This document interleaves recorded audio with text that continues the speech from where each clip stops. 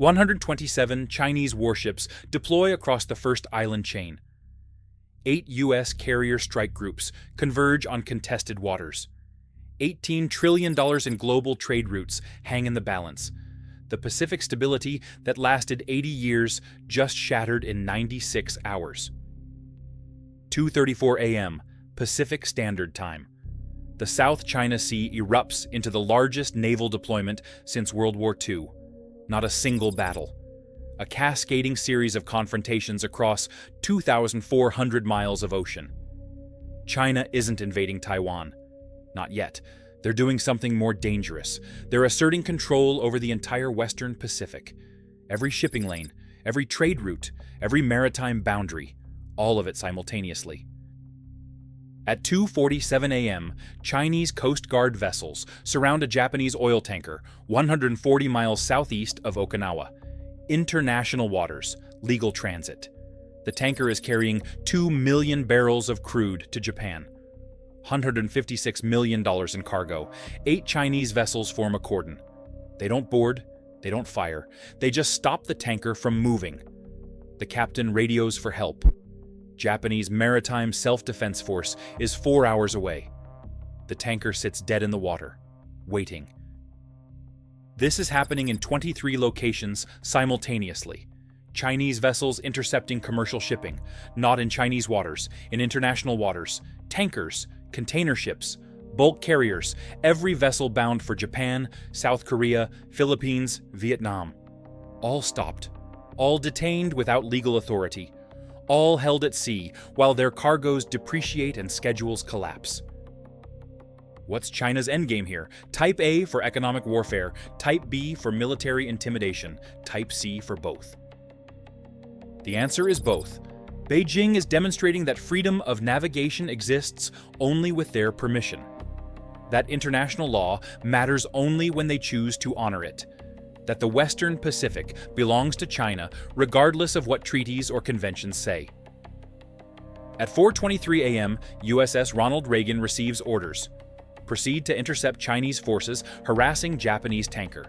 The carrier is 280 miles northeast, steaming at 30 knots. Arrival time, 9 hours. But Reagan isn't going alone. USS Carl Vinson is 340 miles south. USS Abraham Lincoln is 520 miles east. 3 carrier strike groups converging on a single point. 225 aircraft, 18 escort vessels, 9,000 sailors. This is overwhelming force projection. China anticipated this response. At 5:47 a.m., 64 H-6N strategic bombers launch from air bases across southern China. Each bomber carries 6 YJ-12 supersonic anti-ship missiles. That's 384 missiles, now heading toward the general vicinity of U.S. carrier groups, not targeting them yet, just getting into launch position. The message is clear: come closer and we fire. American commanders face impossible calculations. Engage the bombers and start a shooting war. Let them position and accept vulnerability. There are no good options. At 6:14 a.m., F-18 Super Hornets launch from all 3 carriers. 48 fighters airborne, armed with AIM-120 AMRAAM air-to-air missiles. They establish combat air patrol 200 miles from the carriers. The invisible line is drawn. Chinese bombers cross it. American fighters engage. The Chinese bombers don't cross. They orbit at 180 miles, just outside engagement range, waiting, threatening, creating tension without triggering combat. This is gray zone warfare, not peace, not war. Something in between that international law doesn't adequately address. Meanwhile, commercial shipping grinds to a halt. By 8 a.m., Chinese vessels have detained 89 commercial ships. Total cargo value, $12.4 billion. The ships aren't damaged. Crews aren't harmed. They're just stopped, held in place while global supply chains fracture. If you're following this crisis analysis, hit that subscribe button now. Japan responds at 8:47 a.m. Prime Minister announces that any interference with Japanese commercial vessels will be met with self-defense force protection. 4 Japanese destroyers deploy. 2 submarines take up patrol positions. Japanese F-35 fighters scramble from Misawa Air Base. Tokyo is invoking its right to protect commercial shipping under international law. China calls it escalation. Beijing issues warning. Japanese military vessels approaching Chinese maritime law enforcement operations will face consequences. This is gaslighting on a geopolitical scale. Chinese forces are in international waters harassing ships. Japan responds to protect its commerce. China calls Japan the aggressor. At 10:23 a.m., South Korea joins. 8 destroyers deploy from Busan. President declares that Korean shipping will not be deterred by Chinese intimidation. The alliance is forming, not through formal declarations, through coordinated action. US, Japan, South Korea, all responding to Chinese aggression. The Philippines makes their choice at 11:47 a.m. President announces full cooperation with U.S. forces. American aircraft can use Philippine air bases. U.S. Navy can access Subic Bay. The defense treaty is activated. Manila chooses Washington over Beijing. China's strategic nightmare is materializing. They wanted to divide and intimidate. Instead, they're unifying the opposition. At 12:34 p.m., Australia announces deployment. HMAS Canberra and 3 destroyers heading north. Canberra is an amphibious assault ship, 27,000 tons. Carries helicopters and landing craft. This is serious force projection from Canberra. By 2:00 p.m., the Western Pacific has 8 carrier strike groups, 67 destroyers and frigates, 23 submarines, and 840 aircraft in a space of 1.2 million square miles. This isn't a battle. It's a powder keg. One mistake, one miscommunication, one nervous weapons officer. That's all it takes to start the largest naval war in history. Should the U.S. have backed down to avoid escalation? Comment your strategic assessment below. At 2:47 p.m., the first shot is fired. Not by U.S. or China, by North Korea. A coastal defense missile targets USS Ronald Reagan, range 240 miles. The missile is subsonic, easy target. SM-2 interceptors splash it 90 miles from the carrier. But the precedent is set. A shot was fired at a U.S. carrier. Response is required. American rules of engagement are clear.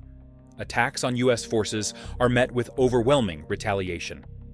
At 3:14 p.m., Tomahawk cruise missiles launch from USS Ohio-class submarine.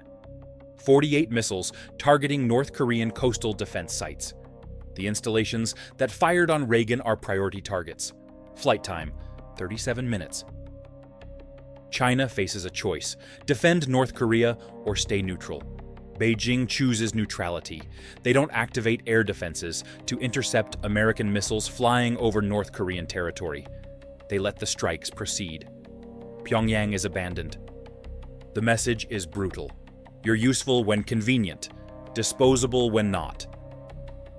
The Tomahawk strike at 3:51 p.m. 12 North Korean missile sites are destroyed, 340 soldiers dead. The response is disproportionate by design. Attack American forces, and the retaliation is overwhelming.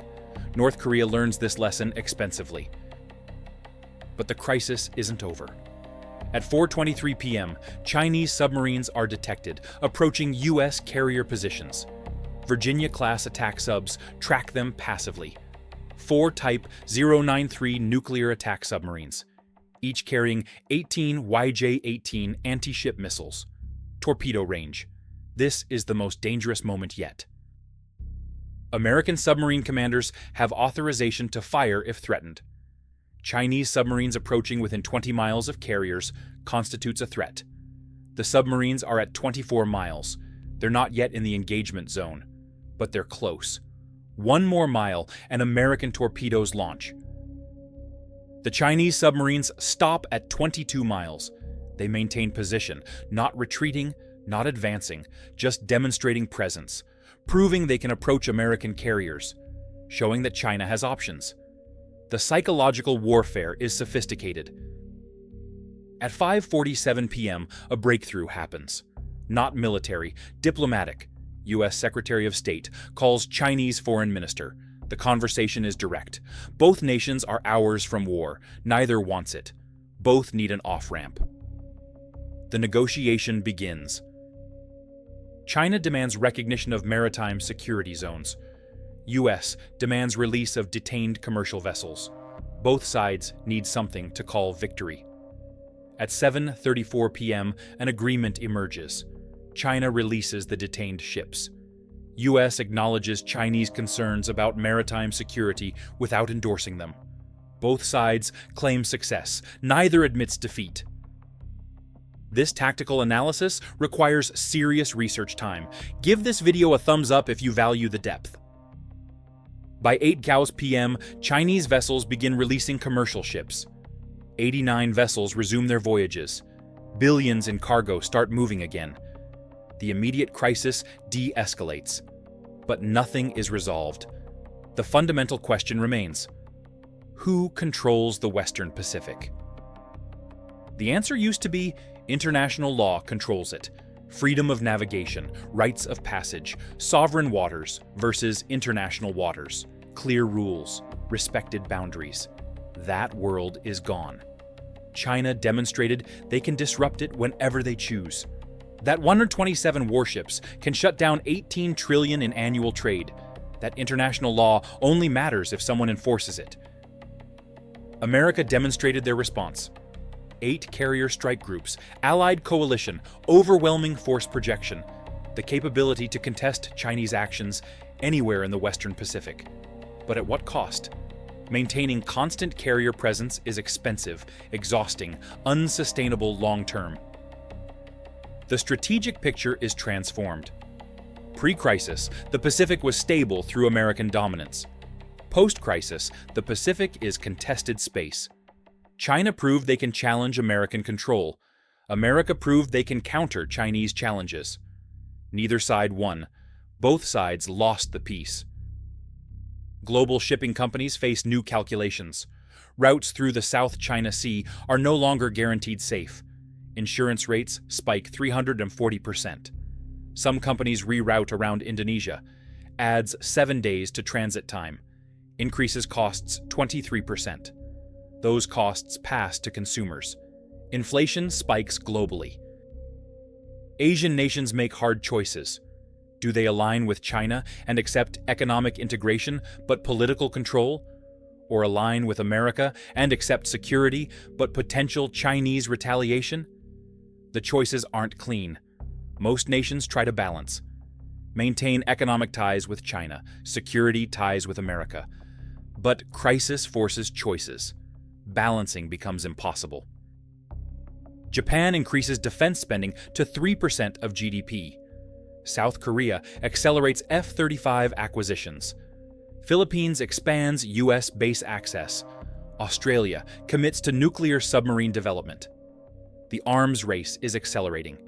Everyone is preparing for the next crisis, because everyone knows it's coming.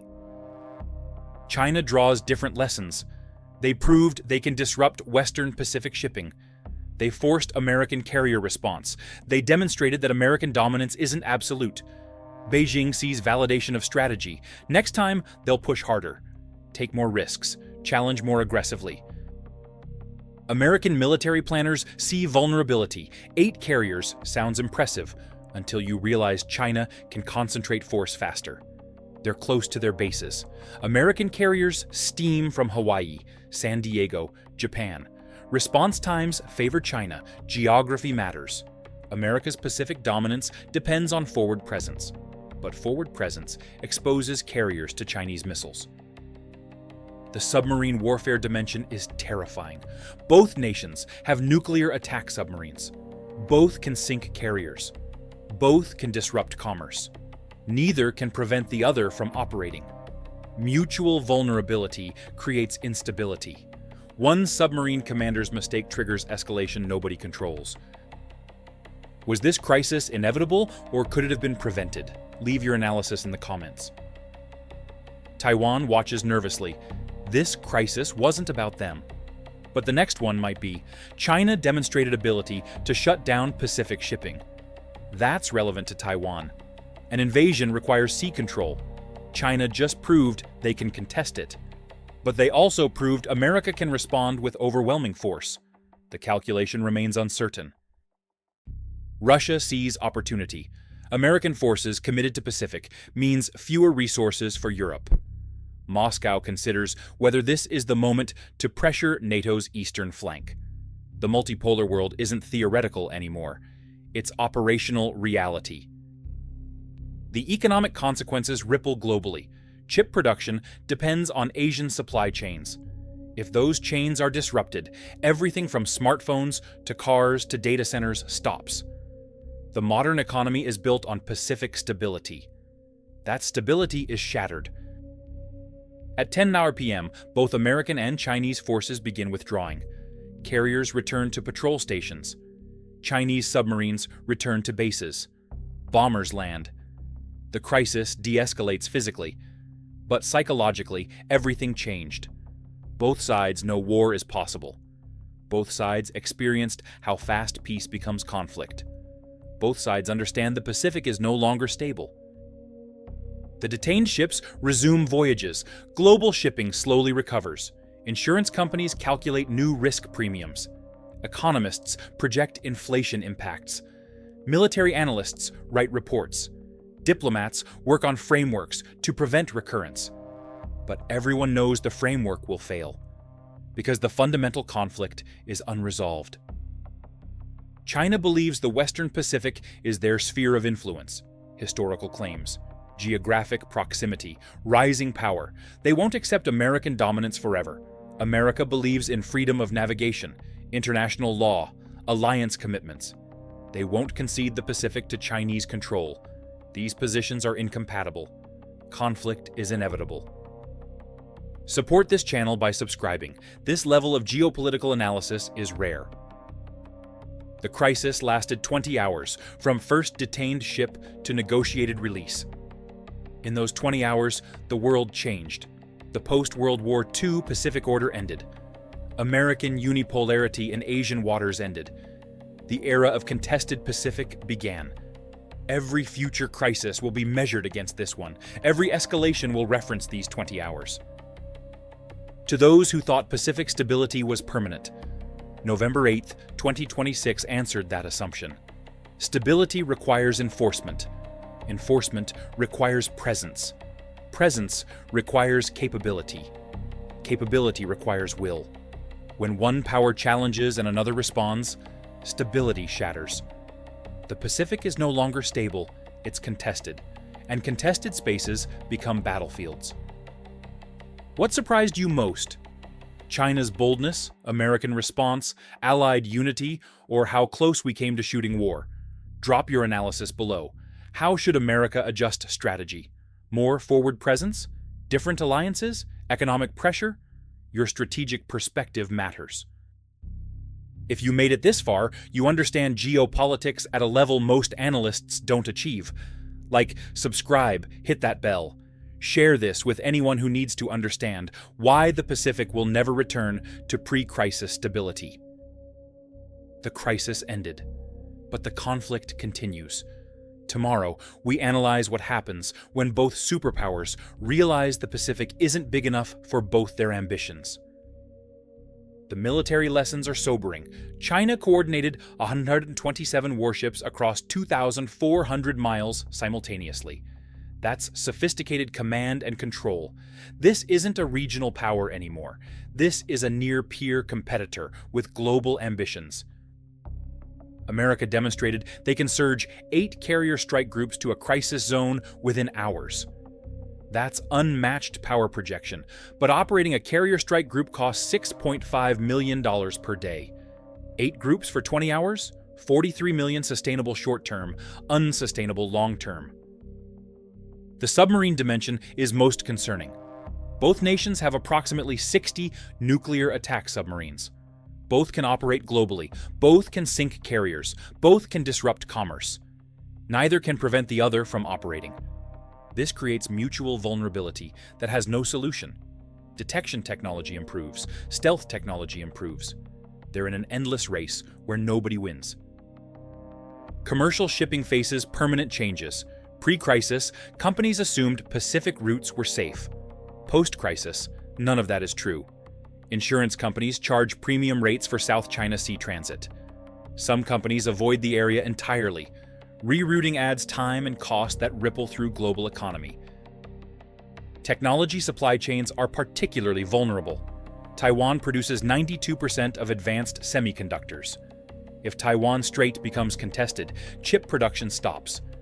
Data centers can't expand. AI development slows.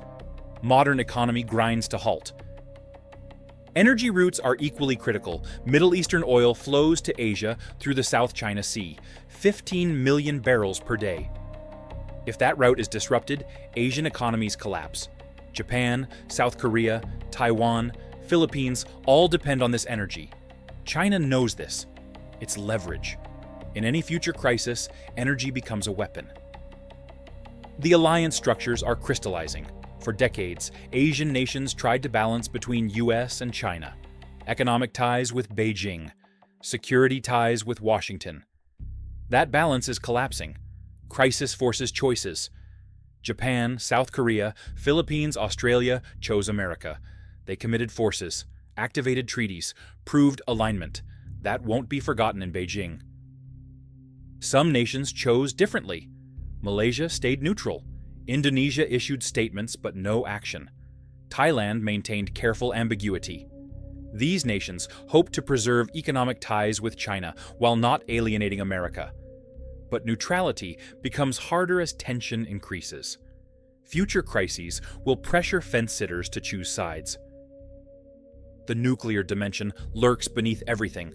Both the US and China are nuclear powers. Both have secure second strike capability. Both know that conventional war has nuclear escalation risks. This should create stability through mutual deterrence. But it also creates paralysis. If conventional conflict is too dangerous, how do you resolve fundamental disagreements? The questions have no good answers.